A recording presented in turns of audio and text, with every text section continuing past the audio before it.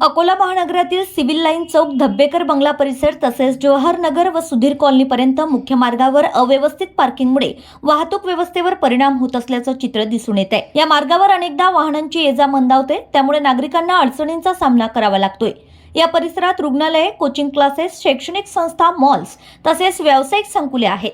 त्यामुळे या रस्त्यांचा वापर करणाऱ्या विद्यार्थ्यांची, रुग्णांची व नागरिकांची संख्या मोठी आहे। काही ठिकाणी रस्त्याच्या कडेला उभ्या असलेल्या वाहनांमुळे रस्त्याची रुंदी कमी होत असल्याचंही दिसून येते।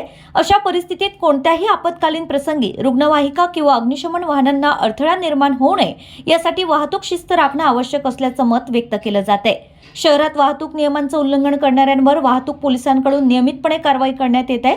नागरिकांच्या सोयीसाठी अव्यवस्थित पार्किंग बाबतही नियमांनुसार समान पद्धतीने कारवाई व्हावी अशी अपेक्षा व्यक्त होत आहे। संबंधित परिसरातील वाहतूक व्यवस्थेचा आढावा घेऊन आवश्यक उपाययोजना करण्यात याव्यात, जेणेकरून वाहतूक सुरळीत होईल आणि नागरिकांना दिलासा मिळेल अशी अपेक्षा प्रशासनाकडे व्यक्त केली जाते।